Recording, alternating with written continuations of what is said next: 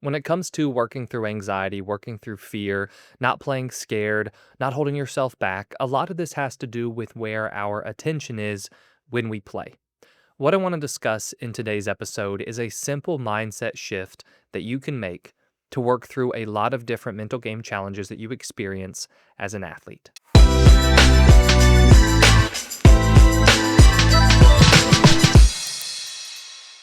Hey there, I'm Eli Straw, a mental performance coach who works with athletes from around the world on building a stronger mental game. The mindset shift I am referring to is where you go from focusing so much on yourself to focusing on helping the team win. Now, admittedly, this idea really applies to athletes who play team sports.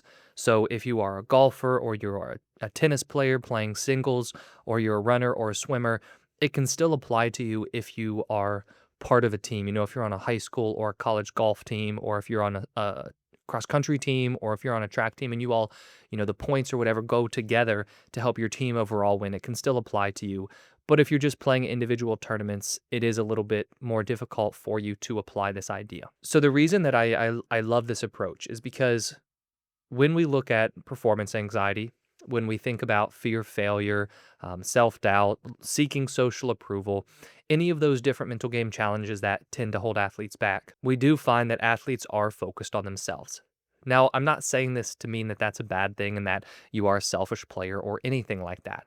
What I'm referring to is when you go out there and you play, if your attention is so much on yourself to where you are worried about how well you're doing, you're constantly stressing about whether or not you make a mistake, you're constantly worried about what other people think of you and how they are judging you as a player, this can be work to overcome and kind of reduced if we work to switch our attention from ourselves onto just helping our team win.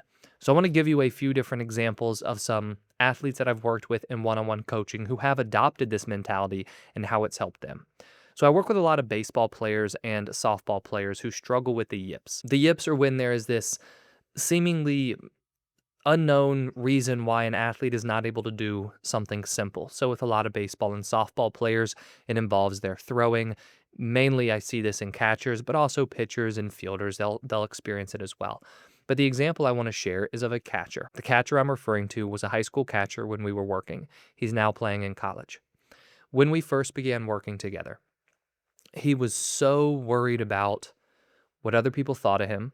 And because he had developed the yips, it became a point of embarrassment for him, where every time he went out there, he thought everybody was judging him and he was terrified of making a bad throw because he knew people would think that he was a bad catcher, and it was just a very embarrassing experience for him.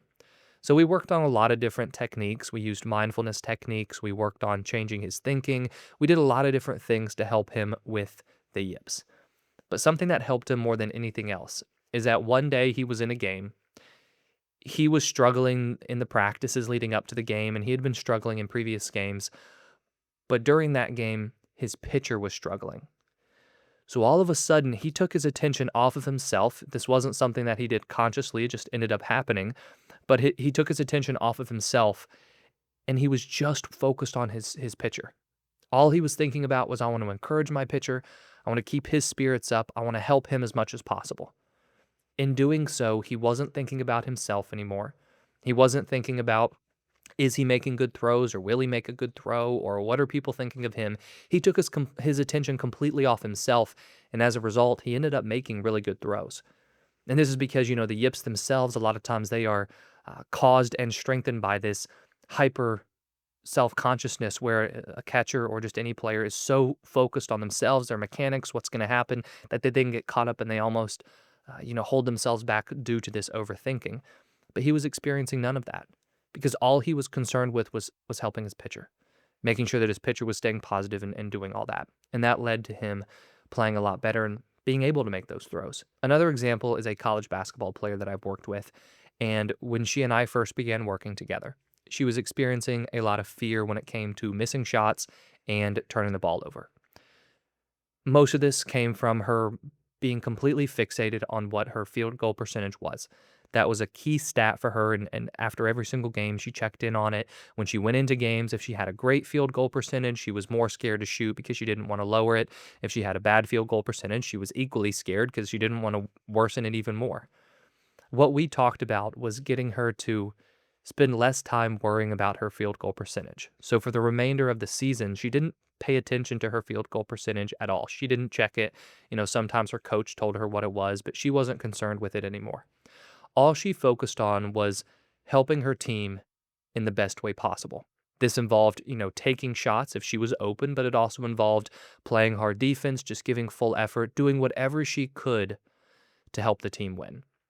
By taking her attention off of this stat that used to drive her and used to be her main focus, it allowed her to just play freely, but most importantly, she wasn't concerned about herself as much. She wasn't concerned as much about what other people thought of her or what that vanity metric looked like in terms of her field goal percentage. All she worried about was playing to help her team win. That mindset allowed her to have the best field goal percentage she's ever had, and it allowed her to be a very effective player. Those two examples highlight the power of taking your attention off of yourself and instead just thinking about how you can help others on your team, help your team win, do whatever you can to be an effective part of your team winning and playing well. And the reason that this helps so much with a lot of different mental game challenges is that it does take your attention off of yourself. You're not as self-conscious, you're not as concerned with what other people think of you because you're playing for something bigger than yourself. You're playing for your team, you're trying to help your teammates, with that baseball player example, he was just trying to help his pitcher, and that's what he was concerned with. And as a result, he allowed himself to play freely.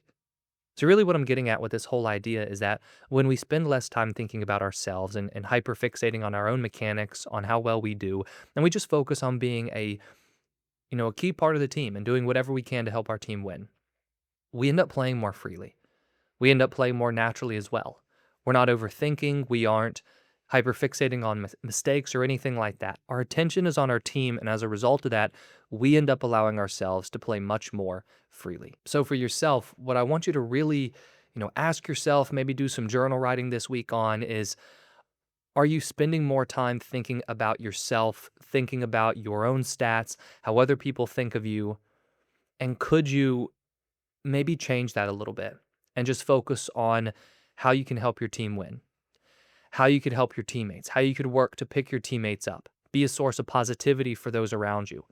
And this can even help if you're struggling with playing time and you are afraid of getting benched. Again, that has more to do with your personal playing time. Maybe you could switch that to be, when I am out there, I just want to be as effective as I can. But if I'm on the bench, I'm just going to cheer my teammates on. I'm going to try to find any tendencies I can, with the opponent or anything so I can maybe help my teammates by watching and then giving them some feedback when they're playing. I know it's not necessarily the most exciting approach to take. And to be honest, most of my episodes and the articles that I make, and even the work I do one-on-one is directly with athletes trying to get them to play their best, trying to help you play your best. But sometimes in order to play your best, you need to take your attention off of yourself and you need to play for your team. And that can really work wonders to reduce any anxiety, fear, self-doubt, any of these different mental game challenges that are ultimately holding you back. So I encourage you to try to work on taking this new approach for your next game or your next tournament that you have coming up. Now, if you are interested in learning more about my one-on-one coaching, I've put a link to that in the description below, along with links to my 2 online courses, the Confident Competitor Academy and the Mentally Tough Kid course. Thank you for watching, thank you for listening, and I wish you the best of success in all that you do.